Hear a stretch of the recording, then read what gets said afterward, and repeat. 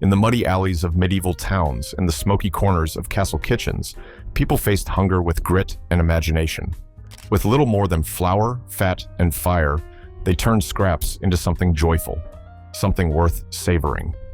Today, I'm honoring the cooks, vendors, and mothers of the Middle Ages, those who made magic out of crumbs and gave us the earliest comfort foods we never knew we were missing.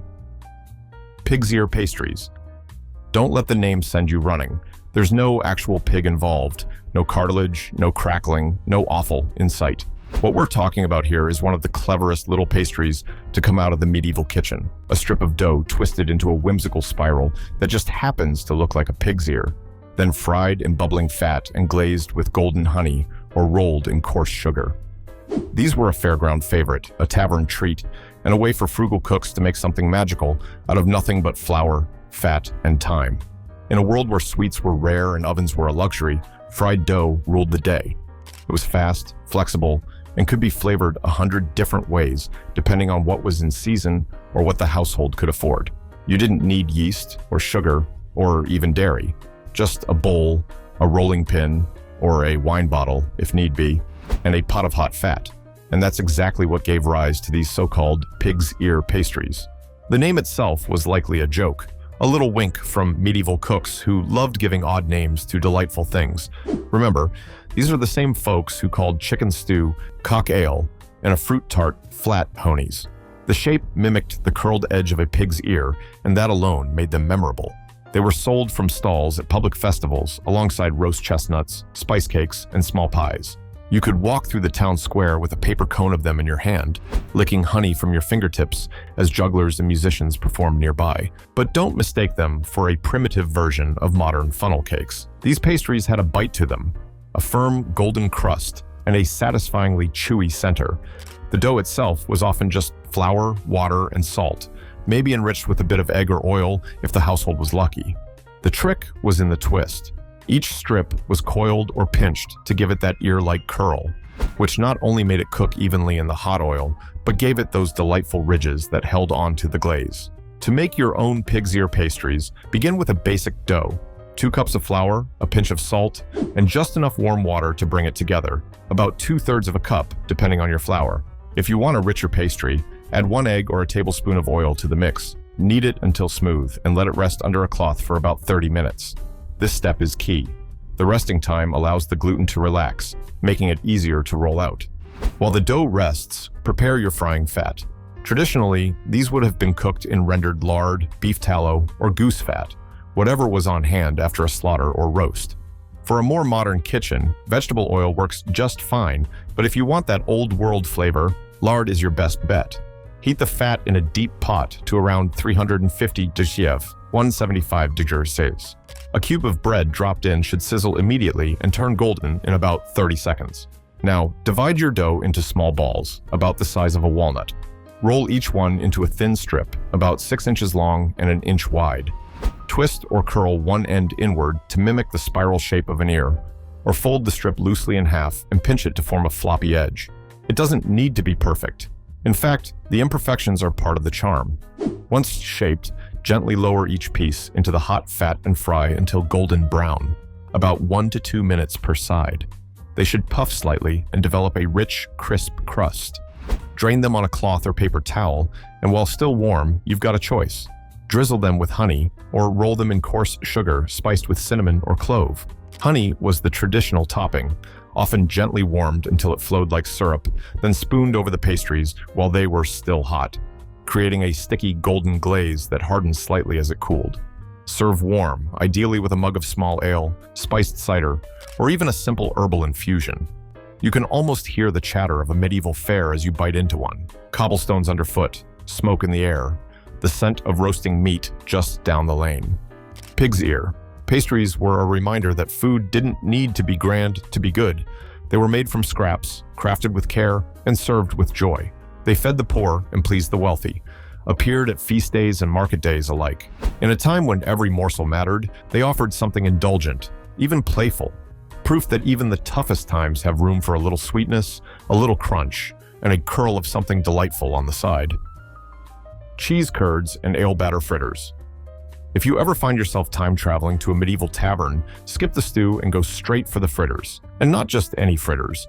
We're talking hot, gooey cheese curds dipped in an ale-rich batter and fried until they sizzle. Crispy on the outside, melty on the inside, and dangerously addictive. These little golden bites were the secret weapon of cooks serving crowds of hungry students, tired workers, or anyone who needed something cheap, quick, and utterly comforting. Cheese was a staple in the medieval diet, especially soft, fresh curds. They were the byproduct of a day's milking, a snapshot of dairy in its youngest form. Curds were tangy, squeaky, and best eaten fast before they soured. But even then, people were clever with leftovers. And so, someone, perhaps a friar near a university or a servant girl in a manor kitchen, had the brilliant idea to dip those curds in a thick batter made from flour, eggs, and the one drink more common than water, ale. Ale wasn't just for drinking. It added depth and yeastiness to batter, making it puff just enough in the pan. That bubbly coating hugged each curd like a medieval armor, sealing in the dairy goodness while crisping to a golden shell. They were served by the handful on wooden platters or wrapped in cloth if you were on the go. And the smell? Imagine walking past a cook shop with bubbling fat and the scent of browned cheese drifting into the damp afternoon air. To recreate this medieval snack, start with fresh cheese curds, white, crumbly, and just a little squeaky. If you can't find curds, chopped mozzarella or paneer will do in a pinch. For the batter, mix flour with a pinch of salt and dried herbs like thyme or marjoram. Beat in an egg and pour in enough dark ale to create a thick, pancake-like consistency. Let it rest for a moment while your oil heats, traditionally goose or beef fat, but vegetable oil works too. Drop the curds in, one at a time, making sure each one is coated in batter. Fry until golden brown, turning once, and let them rest on a cloth to drain. For a final flourish, some medieval cooks would serve these fritters with a side of mustard or a honey vinegar dip, sharp, sweet, and cutting through the richness with a wink. It was bar food before bars were bars. And for those who had a few pennies and an empty belly, cheese curds in ale batter were just the thing to carry you from vespers to midnight. Leche Lombard, spiced fruit jellies. Nestled somewhere between dessert and apothecary cure, Leche Lombard was a medieval sweet that blurred the lines between indulgence and medicine. Dense, fragrant, and jewel-toned, this sticky brick of spiced fruit jelly was a luxurious treat masquerading as a health tonic. It didn't come cheap, but it traveled well, kept for weeks, and packed enough sugar and spice to convince anyone it was good for what ailed them. The name Leche Lombard roughly translates to Lombard slice, hinting at its northern Italian roots. Lombardy being a land of merchants, monks, and silk traders who knew a thing or two about the finer things. The recipe quickly found its way to English courts and monasteries, where it was considered both a delicacy and a digestive. Sugar in the Middle Ages wasn't just a flavor, it was considered warming, restorative, and even divine. Combine it with exotic spices like ginger, cinnamon, and cloves, and you had a bite-sized miracle. The base was dried fruit, figs, dates, raisins, chopped fine and simmered in honey or imported sugar syrup. Into this syrupy mass went toasted almonds or pine nuts for crunch, and a heady mixture of ground spices. Some versions added breadcrumbs to help bind the mixture. Others used wine or rosewater for a touch of perfumed complexity. Once thick enough to hold its shape, the mixture was pressed into molds or shallow trays and left to cool until it firmed into something between a fruit leather and a nougat bar. To make your own, gather a mixture of dried fruits, dates, figs, and raisins work best, and chop them into small bits. Simmer them gently in a pan with honey, a splash of water, and a pinch of salt. Once the fruits soften and the mixture thickens, stir in ground ginger, cinnamon, black pepper, and just a whisper of clove. For crunch, add crushed toasted almonds or hazelnuts. If it seems too wet, add a handful of breadcrumbs to absorb the excess and firm it up. Pour the thick, dark mixture into a parchment-lined dish and press it down with the back of a spoon. Let it cool completely. Overnight is best. Then slice into small squares or lozenges. Dust each piece with powdered sugar if you're feeling fancy, or simply wrap them in waxed paper like candy. These spiced jellies weren't just treats. They were travel rations, gifts, and even part of medieval medicine chests.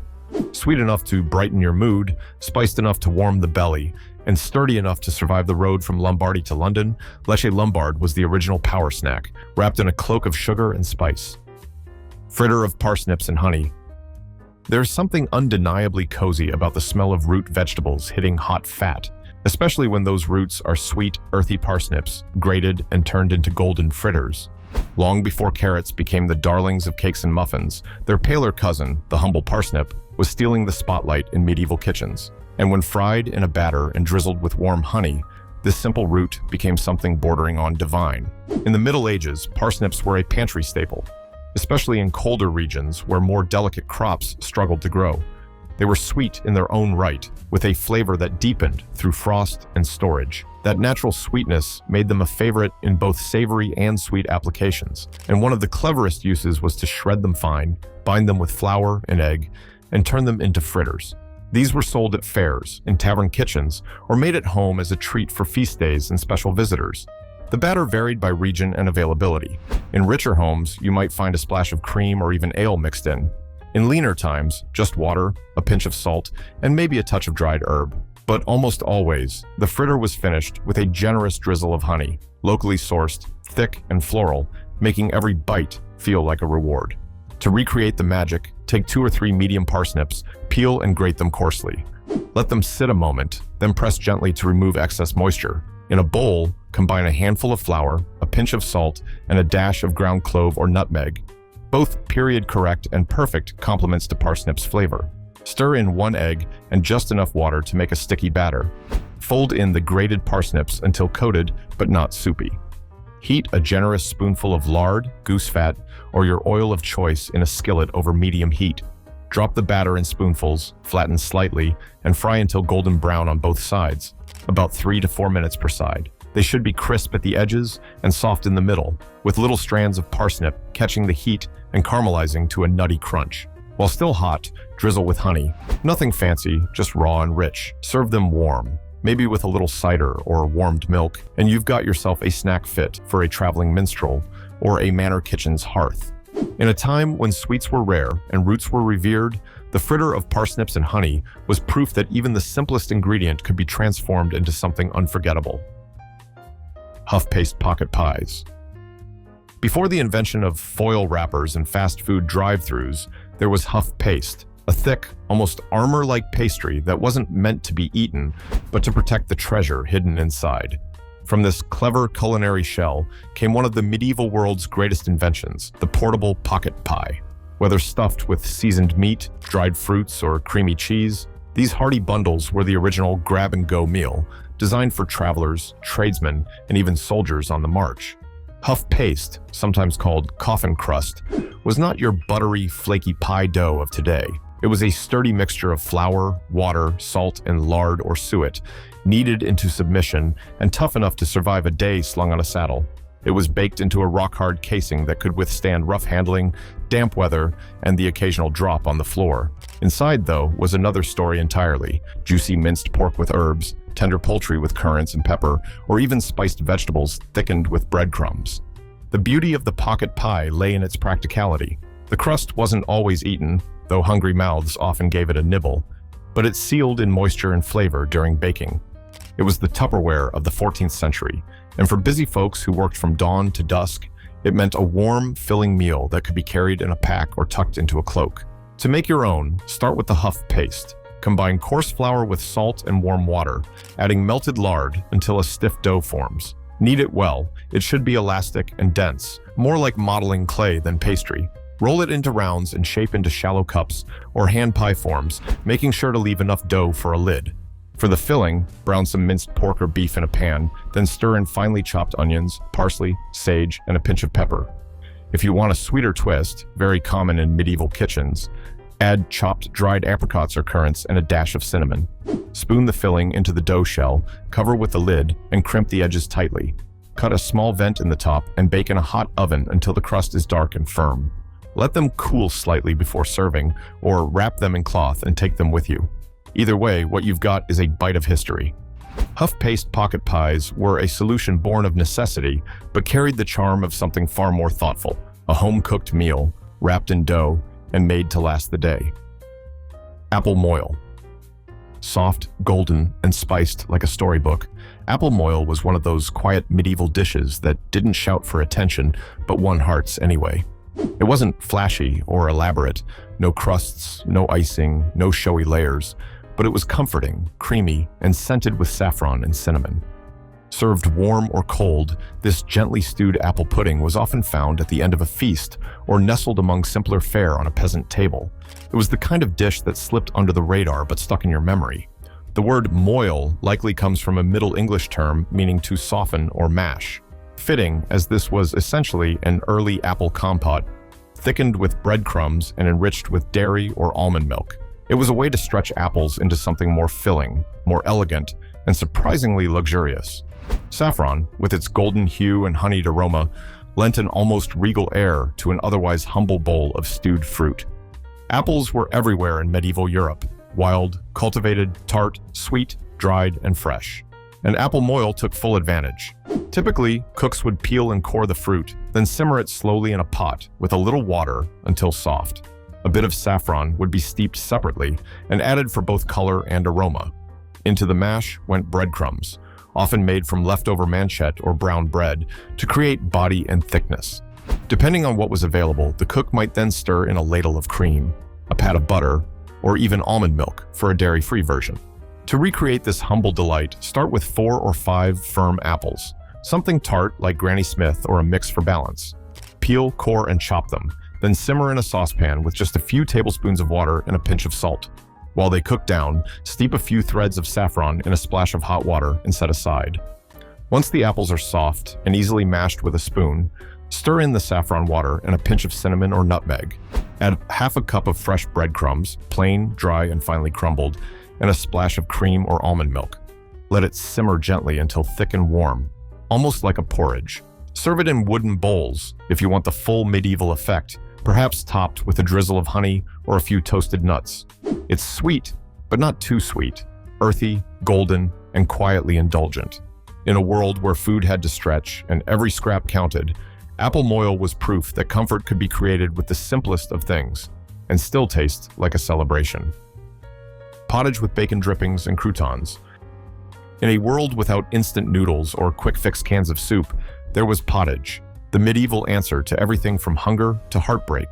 It was simple, simmered, and endlessly adaptable. A bubbling pot of grains, vegetables, and broth that never left the hearth for long. But once in a while, when the pantry was generous or a bit of fat was saved from the morning's bacon, that humble pottage would transform into something richer, smokier, and almost luxurious. A pottage laced with bacon drippings and crowned with crisped bread. What we'd now call croutons. Pottage was not a recipe so much as a way of life.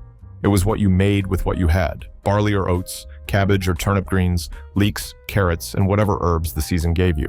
The pot stayed on the fire day after day, topped up with water or ale, thickened with bread, and flavored by the faint memory of meat. But if you had the good fortune of bacon, just a few drippings left in the pan after breakfast, or some diced bits crisped up from the rind, you added it in like a gift from the gods. That smoky, salty flavor would seep through every ladleful, giving depth to even the plainest grain. Croutons, too, weren't just a garnish. They were practical. Stale bread was never wasted. It was cut into chunks, fried in animal fat, and tossed on top of the stew just before serving, where they'd soften slightly while keeping their crisp edge. They soaked up broth, added chew and crunch, and made even the thinnest soup feel hearty. To bring this ancient comfort to life, start with a base of barley or oats, about a cup, soaked if you have the time. In a heavy-bottomed pot, sauté chopped leeks, onions, and garlic in a spoonful of bacon fat until soft. Add diced carrots, parsnips, or whatever root veg you fancy, then stir in your soaked grains. Cover with water or light stock, toss in a bay leaf and a few sprigs of thyme, and let it all simmer low and slow until thickened, fragrant, and porridge-like. In a separate pan, heat the remaining bacon drippings and fry cubes of day-old bread until golden and crisp. Salt them lightly, then sprinkle over each bowl of hot pottage just before serving. If you have it, a spoonful of extra fat swirled on top adds shine and depth. This wasn't just food, it was sustenance, soul-warming and practical, made from scraps and seasoned with patience. For many in the medieval world, pottage with bacon drippings and croutons was the very taste of home. Tarte de braie. Iseke, cheesy tart. Imagine a tart so rich, so oozingly decadent, it made monks close their eyes and hum little prayers of thanks. Tarte de braie was that dish. a medieval cheese tart so beloved it earned a place in the royal cookbooks of England and France. Named after the soft, buttery cheese from the Brie region, this dish was the gooey ancestor of modern quiche and cheese pie, but with an earthy elegance all its own. Cheese was more than just a foodstuff in the Middle Ages. It was an emblem of region, trade, and even piety. And Brie, with its creamy texture and delicate tang, was considered one of the finest. So when cooks decided to bake it into a tart, it wasn't just about flavor, it was about status. But like all great dishes, tarte de Brie trickled down from the nobility's table to the feast halls of monasteries and manor houses, slowly adapting to local ingredients and modest budgets. The tart itself was simple in construction, but heavenly in execution. A hand-formed crust, either a short pastry made with lard or butter, or a sturdier flour and water shell, held a rich filling of brie cheese, egg yolks, and cream. Sometimes, the cheese was pounded to smoothness in a mortar and seasoned with a whisper of saffron or sweet herbs like marjoram. The result was a golden, puffed center, just barely set, that jiggled slightly as it came out of the oven. To make your own medieval-style cheesy tart, begin by crafting a simple pastry with flour, a pinch of salt, and enough cold butter or lard to make a crumbly dough. Add just enough cold water to bind it, then press into a shallow tart pan or pie dish. Chill the crust while you prepare the filling. In a bowl, mash up about 8 ounces of soft brie, rind and all if you want the full rustic flavor. Beat in 3 egg yolks and half a cup of cream until smooth. Add a pinch of saffron steeped in warm milk if you're feeling historically accurate, or simply a dash of nutmeg for a more accessible spice. Pour the mixture into your crust and bake at 375 degrees, 190 degrees, until the filling is puffed and just set, about 25 to 30 minutes. Let it rest slightly before slicing. Served warm, it's rich and savory with a silken interior that melts on the tongue.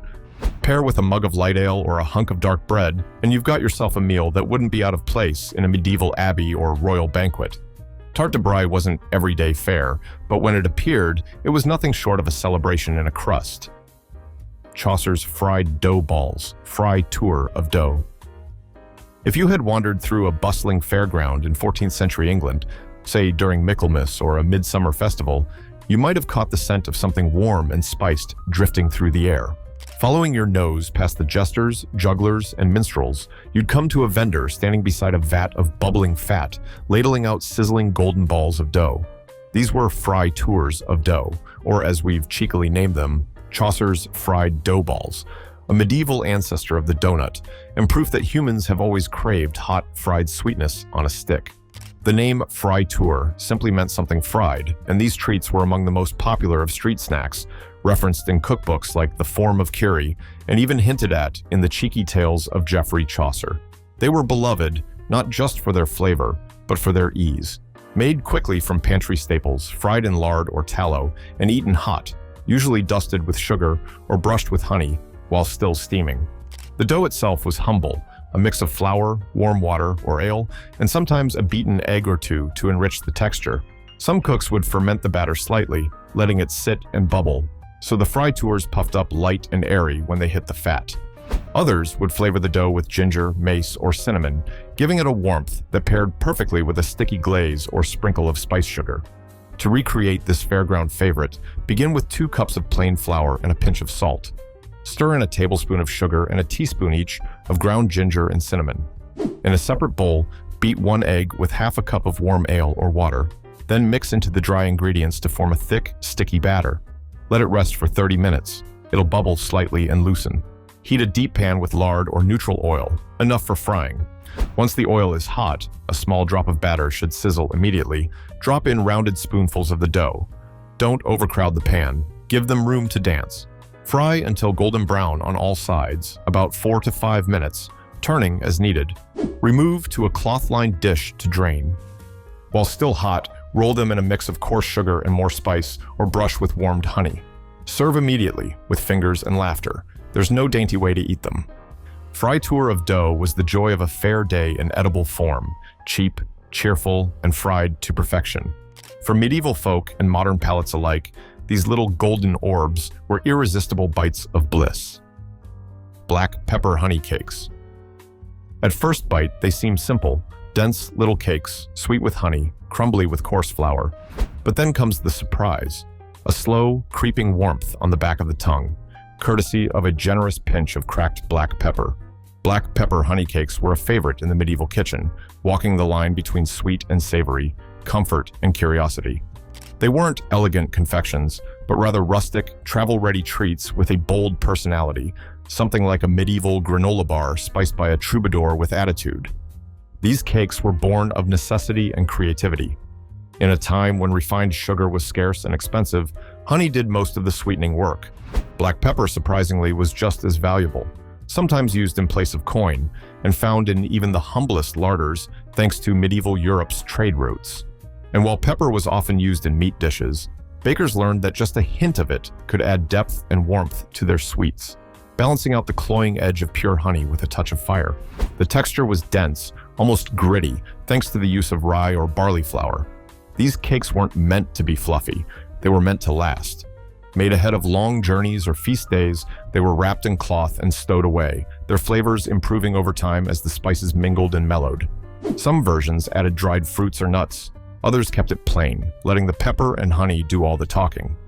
To make them at home, start by warming half a cup of honey in a saucepan until just liquid. Stir in a heaping teaspoon of freshly ground black pepper, coarse, not fine, a pinch of salt, and a dash of cinnamon or ginger if you'd like to lean into the spiced profile. In a bowl, mix 1.5 cups of rye or whole wheat flour with a half cup of ground almonds or oats for texture. Pour in the honey mixture and stir until a stiff dough forms. If it's too dry, add a splash of warm water. Shape into small, flat rounds about the size of a biscuit and place on a parchment-lined baking sheet. Bake at 325 degrees Celsius, 160 degrees Celsius, for 15 to 20 minutes, just until the edges begin to brown. Let them cool completely. They'll harden slightly, and the flavor will deepen by the next day. Biting into one is like stepping into another century, earthy, sweet, a little surprising, and deeply satisfying. Black pepper honey cakes were a snack with attitude, perfect for pilgrims, poets, and anyone with a taste for the unexpected. Beef marrow toasts. In the smoky kitchens of medieval towns, where meat was precious and nothing went to waste, beef marrow wasn't just a byproduct, it was a delicacy. Rich, buttery, and full of savory depth, it was often scooped straight from the bone and spread onto hot toast, melting instantly like medieval foie gras. Beef marrow toasts were simple, satisfying, and surprisingly indulgent, offering a mouthful of richness that rivaled anything from a lord's table, even when served in the lowliest alehouse. Marrow bones were often sold by the cartload in city markets. The bones themselves were cheap, but what lay inside, velvety, fatty marrow, was prized for its flavor and warming qualities. In a world where winter was long and calories were hard-earned, marrow was a godsend. It was said to nourish the blood, strengthen the body, and warm the belly, making it especially popular during the colder months and Lent's lean days. The method was simple. Roast the bones until the marrow trembled inside, soft enough to slide out with the tip of a knife. It was then smeared onto coarse slices of toasted bread, usually brown or rye, sometimes rubbed with garlic or sprinkled with salt and herbs. If available, a splash of vinegar or squeeze of lemon cut through the richness, but most folks ate it straight, marrow on toast, hot and dripping, chased by a gulp of ale. To try it yourself, ask your butcher for marrow bones, cross-cut if possible. Soak them in cold, salted water for a few hours to draw out any remaining blood, then pat dry. Roast in a hot oven, around 425 degrees, 220 degrees, for about 20 minutes, or until the marrow is soft and bubbling but not liquefied. While the bones roast, toast slices of hearty bread until they're crisp on the outside but still a little soft inside. Once the marrow is ready, carefully scoop it out with a small spoon or knife and spread it onto the toast while both are still warm. Sprinkle with a pinch of flaky salt, maybe a twist of cracked pepper, or a few chopped fresh herbs like parsley or thyme. For an extra touch of medieval authenticity, you could even drizzle a bit of sharp vinegar or verjuice, a tart grape juice common in period cooking. Beef marrow toasts were more than just a way to use up every part of the animal. They were a small luxury in a time of hardship, rich enough to satisfy and humble enough to share. One bite, and you'll understand why marrow was once known as God's butter. Beer-battered eel bites. To the medieval palate, eel wasn't strange. It was standard, slippery, fatty, and absurdly plentiful. In the rivers of England and northern Europe, eel was a backbone protein of the medieval diet. But when the eels were chopped, battered, and fried crisp in bubbling fat, they became something else entirely, a river snack with a crunch. Beer-battered eel bites were the finger food of the fishmonger's stall, sizzling, savory, and just greasy enough to make you forget you were eating something with no scales and too many teeth. In the 12th and 13th centuries, eel was everywhere. It was a Lenten favorite, a tavern staple, even a form of rent payment in some English manors. Its oily flesh made it rich and filling, and when cut into chunks and fried, eel developed a soft interior that contrasted beautifully with a crisp exterior, especially when coated in ale batter, which puffed and browned in the pan like magic. Fried eel may not have graced the tables of the nobility, but it ruled the riverside and street food scenes of medieval towns. The batter was usually a mixture of coarse flour and strong ale, sometimes with herbs or a pinch of salt stirred in. It was thick enough to cling, but thin enough to bubble. As with many medieval dishes, the oil used varied: goose fat, lard, or even butter for the wealthier cooks. Eel bites were often served hot, with a splash of sharp vinegar or a dollop of mustard paste, both of which cut through the natural fattiness of the fish. To make your own, you'll need boneless eel, smoked or fresh, and a sense of culinary adventure. Cut the eel into 1-inch pieces and pat them dry. In a bowl, whisk together flour, salt, and just enough dark ale to make a thick pancake-like batter. Let it sit for 10 to 15 minutes while you heat your oil. Dip each piece of eel into the batter and fry in batches in hot oil, around 350 degrees, 175 degrees, until golden and crisp. Drain on cloth or paper, and while still hot, give them a sprinkle of salt and a splash of malt vinegar. If you want to echo medieval flavors, serve with a rough mustard or a honey mustard glaze. Beer-battered eel bites may not be your usual party snack, but they speak to a time when food came from the river at dawn, the fire by noon, and your fingers by sundown. Crisp, rich, and weirdly wonderful. They're proof that even in the Middle Ages, folks loved something fried and dunkable. Candied rose petals. In the quiet gardens of medieval convents and castle courtyards, rose petals weren't just admired, they were harvested. Petal by petal, they were gathered in the cool of the morning when their oils were strongest, then boiled gently in honey or syrup until they glistened like stained glass. Candied rose petals were one of the era's most delicate indulgences, a sweet, both ornamental and edible, passed around on feast days, offered in noble households, or tucked into parcels for sweethearts and travelers. The medieval obsession with roses ran deep. Roses symbolized purity, love, and divine beauty, and their scent was woven into perfumes, oils, and even medicines. But in the kitchen, they became confections. These candied petals were equal parts kitchen craft and romantic gesture, tiny, perfumed bites that turned the ephemeral beauty of a rose into something that could last. They were sometimes served at the end of a lavish banquet, scattered across platters of fruit, or nibbled during idle afternoon hours with a bit of spiced wine. Making them was both simple and time-consuming, a kind of meditative kitchen ritual. Only the most fragrant and vibrant petals were chosen, often from red or pink garden roses. The petals were rinsed and patted dry, then simmered gently in a mixture of honey and a splash of rose water or wine until they became translucent. Some recipes involved dusting them with sugar and drying them in the sun. Others wrapped them into small spirals before candying, like little edible scrolls. To recreate these floral sweets, start with fresh, untreated rose petals, preferably from heirloom or garden varieties, never sprayed with chemicals. Rinse them gently in cool water and pat them dry. In a small saucepan, warm half a cup of honey with a tablespoon of water and a teaspoon of rose water or white wine. Once it begins to bubble gently, lower the heat and stir in a handful of petals at a time. Let them simmer for 2-3 minutes until soft and slightly transparent. Using a fork or slotted spoon, lift the petals out and lay them flat on parchment or wax paper to cool. If you'd like, dust them with a bit of fine sugar while they're still tacky. Once fully dried, they'll hold their shape and shimmer faintly in the light. Candied rose petals were less about filling the belly and more about feeding the soul. In a world of heavy meats and dense breads, they were fleeting bites of beauty. Proof that even in an age of scarcity, there was always room for something lovely, light, and completely unnecessary. Gingerbread, spiced bread squares.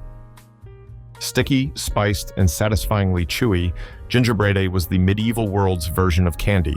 and one of its most beloved sweet treats. Unlike the fluffy gingerbread cakes we know today, this was no soft dessert.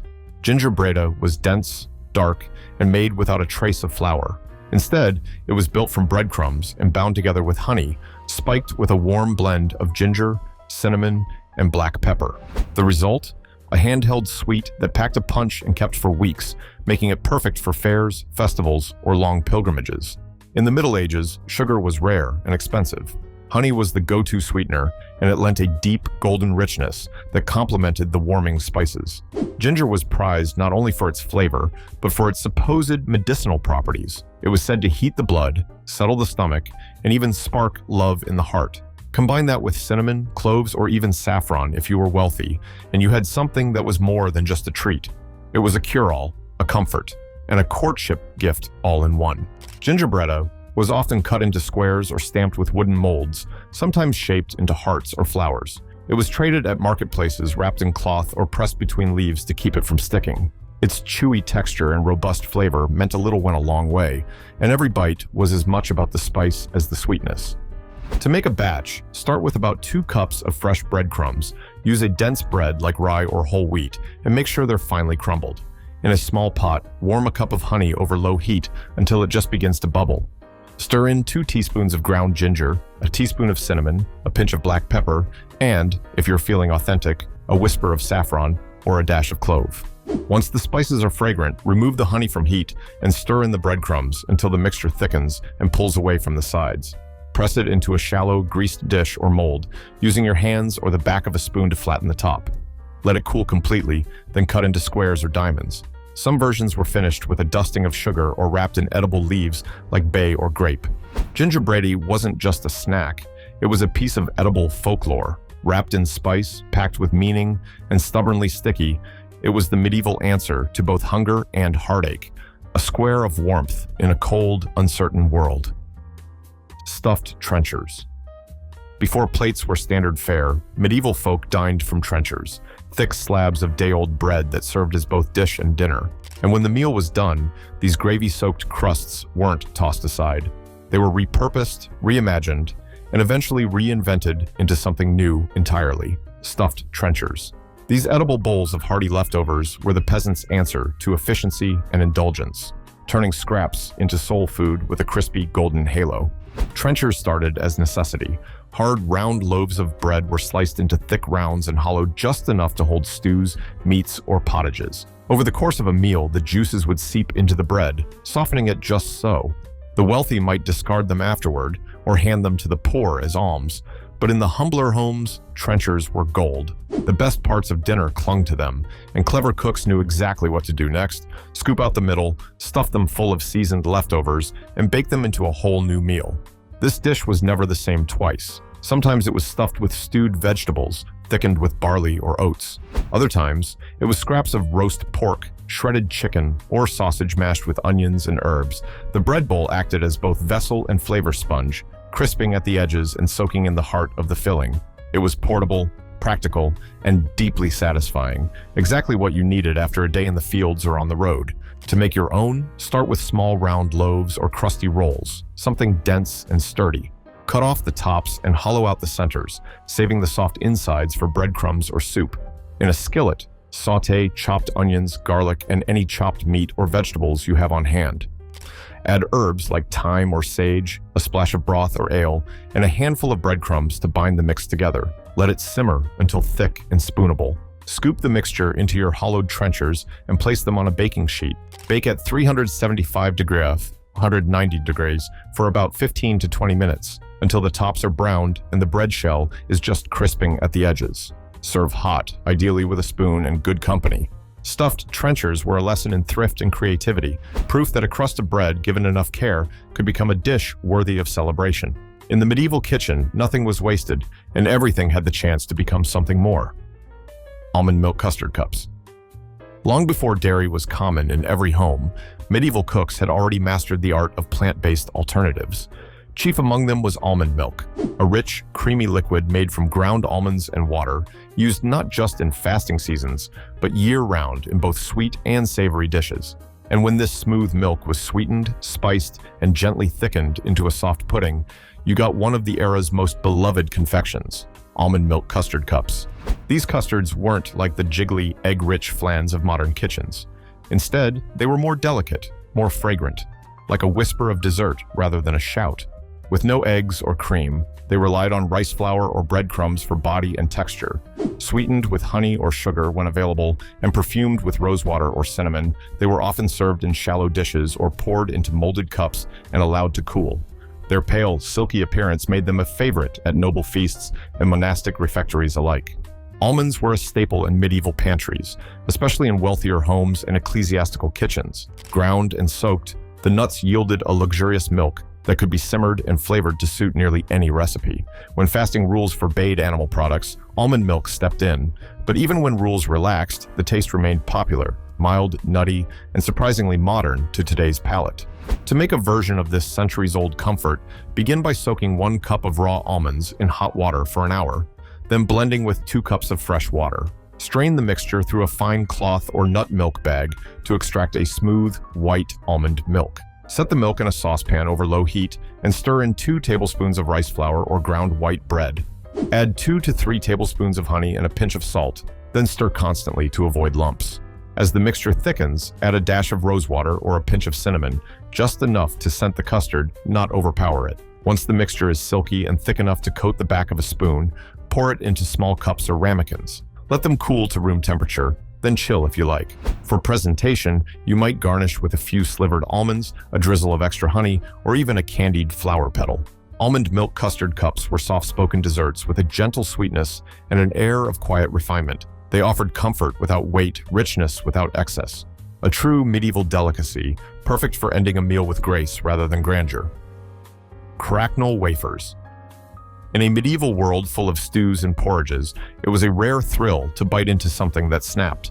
Cracknel wafers delivered exactly that kind of joy, a crisp, paper-thin biscuit that shattered between your teeth with a satisfying crunch. These delicate little wafers were baked until glassy and hard, made for nibbling slowly with a cup of spiced wine or breaking into shards to tuck into a traveling pouch. They weren't flashy, but they were reliable, long-lasting, and surprisingly addictive. The word cracknel likely comes from the Old French craquelin, meaning to crack, and that's exactly what these did.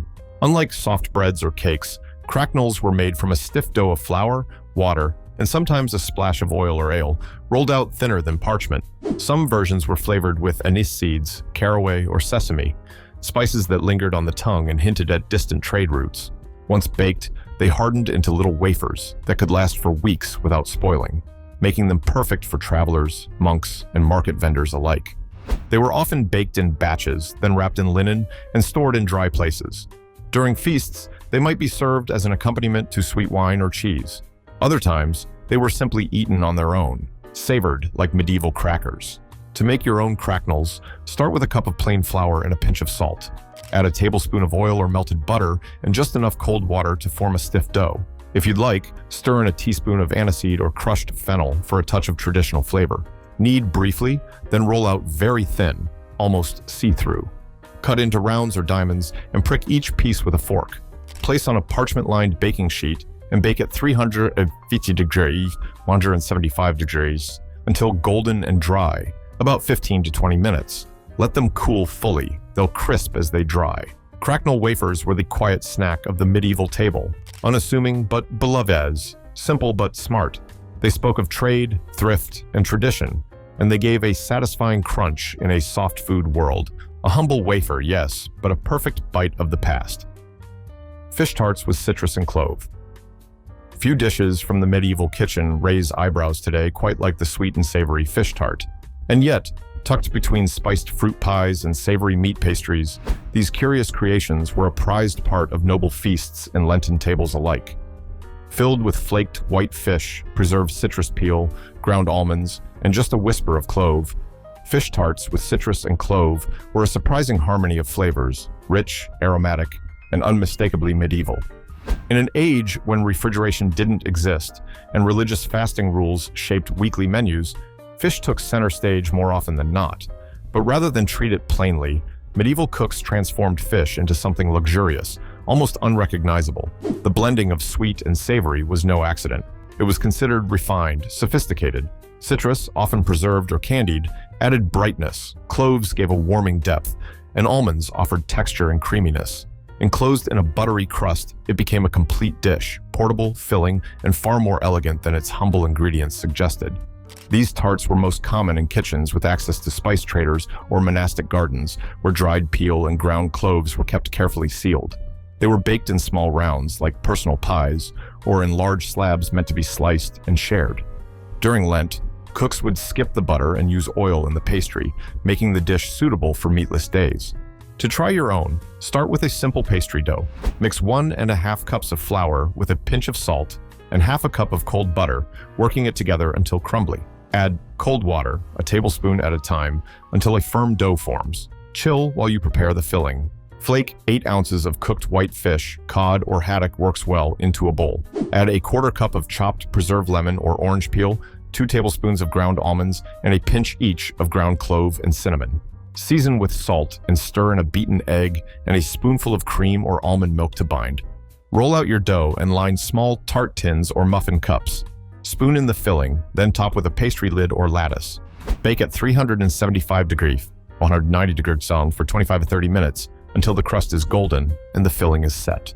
Fish tarts with citrus and clove are unexpected, yes, but they capture the daring spirit of medieval cooking, where flavor boundaries blurred and every dish told a story. Sweet, savory, spiced, and subtle, they're a bite of history that just might surprise you. Boiled dough with buttered sugar. Simple, humble, unapologetically stodgy. Boiled dough with buttered sugar was a comfort food through and through, a kind of medieval dumpling meets dessert that warmed the belly and filled it fast. It wasn't pretty, and it didn't try to be, but when money was tight and cupboards were bare, this dish stepped in like an old friend with a warm hug and a sweet tooth.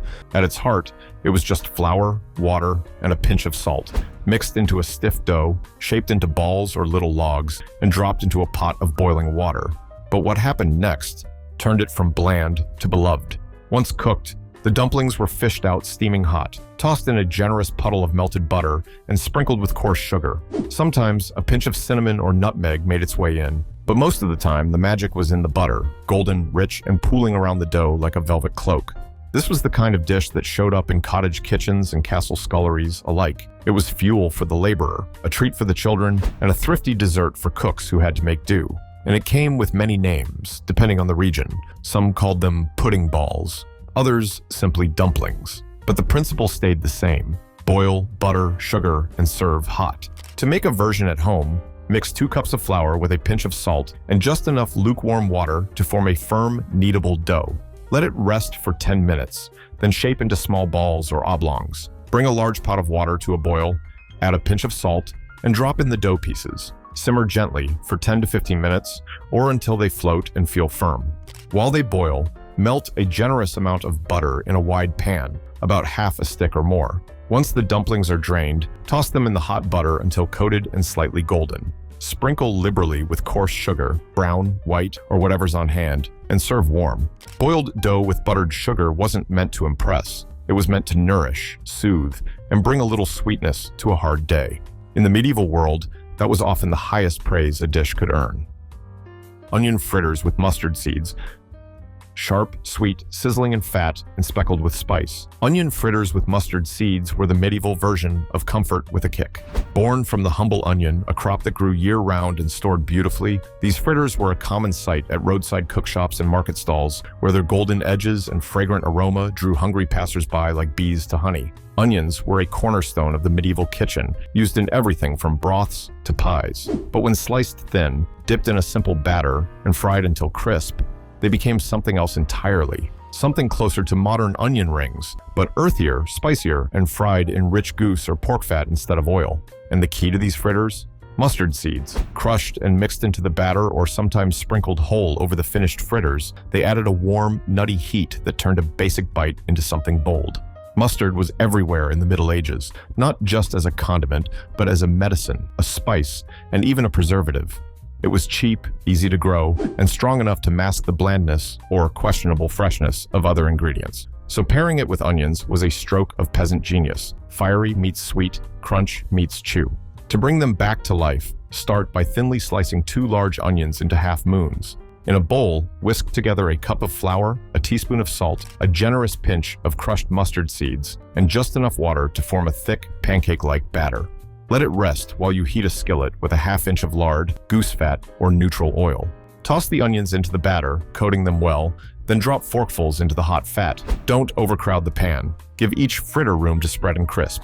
Fry until golden brown on both sides, about 3 to 4 minutes per side, then drain on cloth or paper.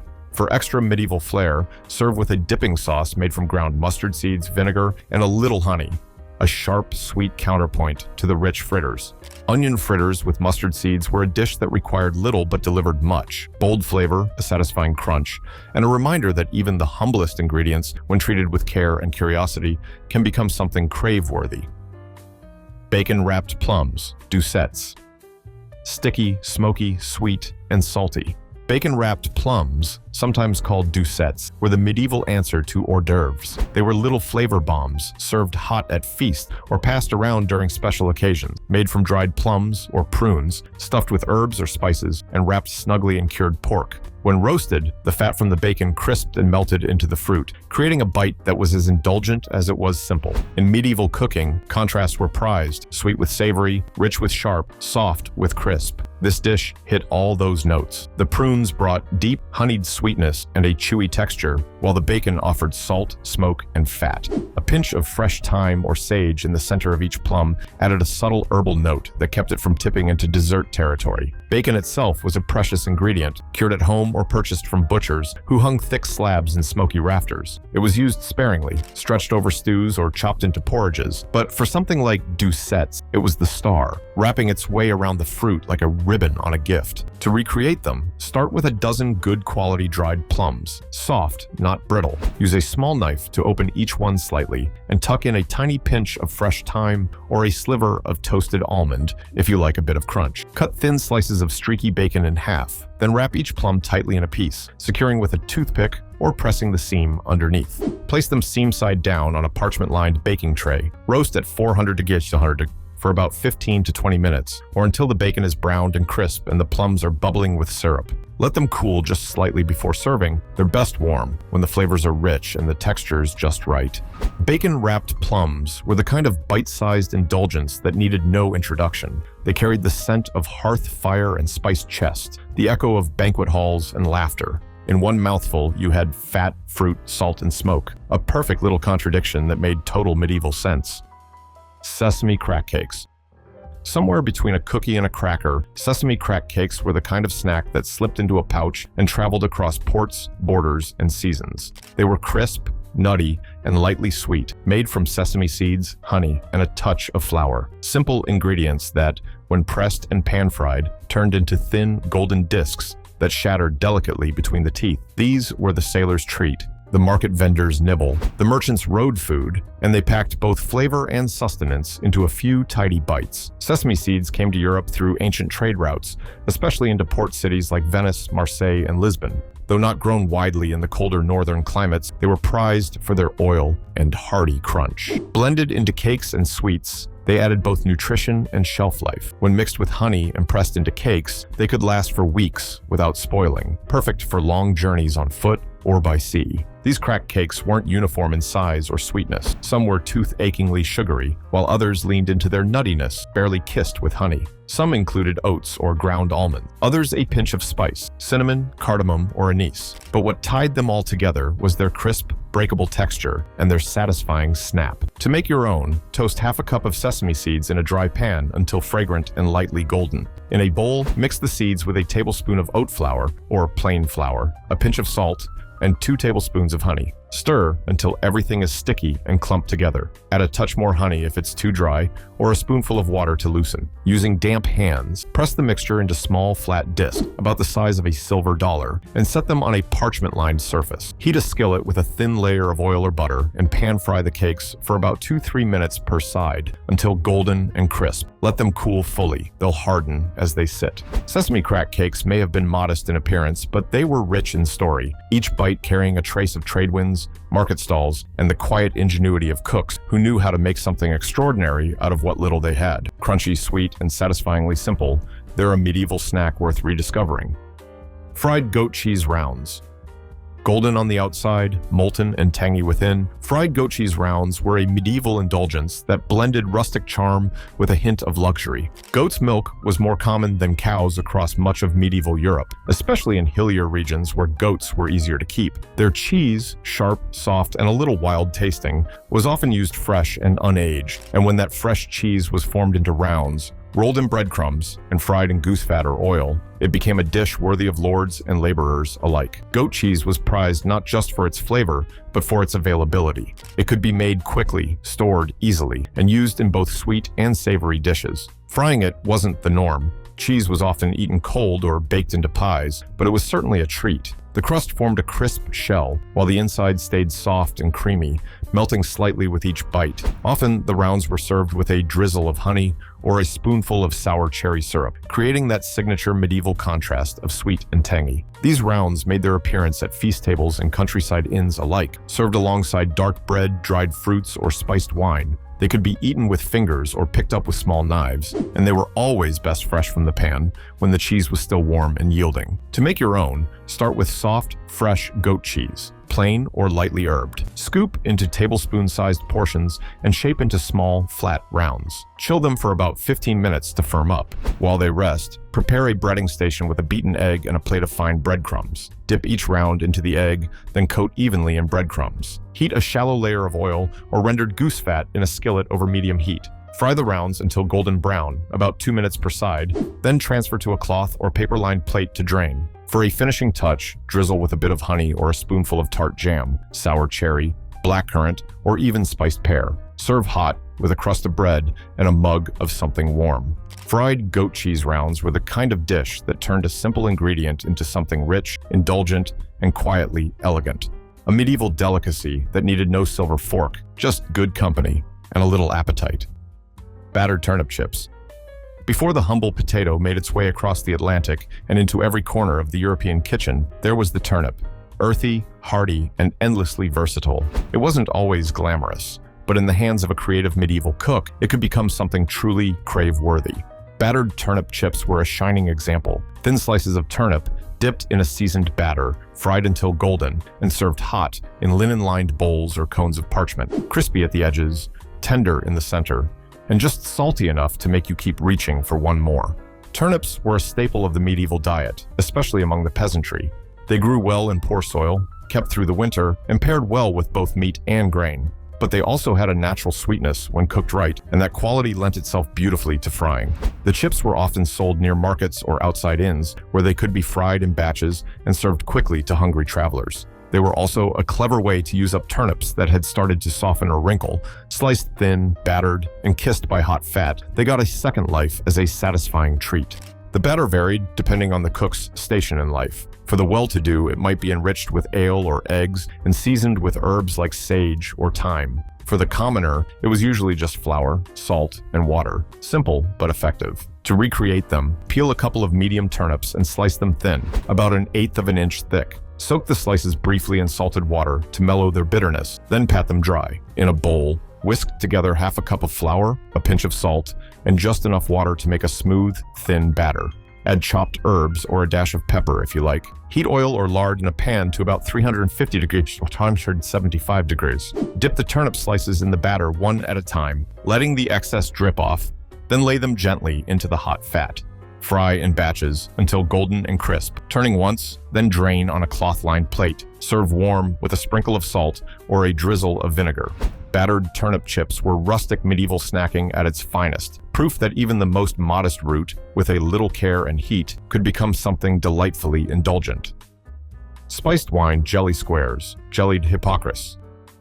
Imagine a medieval sweet that shimmered like ruby glass, tasted like mulled wine, and melted slowly on the tongue. That was jellied hippocras, a dessert born from the famous spiced wine of the same name, transformed into a gelatinous treat served at the end of feasts or gifted in carefully wrapped bundles. It was rich, warming, and elegant in its simplicity, offering all the indulgence of a cup of wine with the delicate chew of a jelly. Hippocras, the drink, was a staple of medieval hospitality. Red wine was steeped with sugar and an aromatic blend of spices, cinnamon, ginger, grains of paradise, cloves, and sometimes a pinch of pepper, then strained through cloth to produce a smooth, fragrant cordial. But clever cooks didn't stop at sipping. They took this beloved drink and set it with gelatin, often derived from boiled calves' feet or isinglass, to create a portable sweet that could be sliced, wrapped, and shared.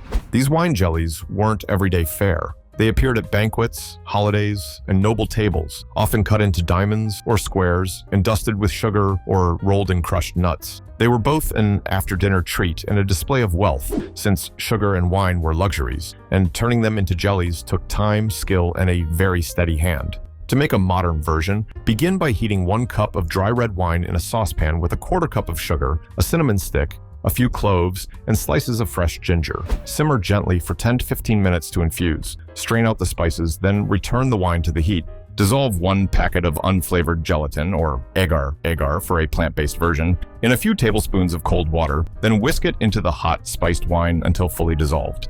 Pour the mixture into a small, parchment-lined tray and chill for several hours until set. Once firm, cut into squares or shapes of your choice. If desired, roll them in fine sugar or drizzle with honey for an extra layer of sweetness. Spiced wine. Jelly squares were the kind of treat that lingered in the memory long after the last course. They were sophisticated yet soothing, rich without being heavy, a final note of warmth and spice to close a meal, and a perfect expression of medieval elegance in edible form.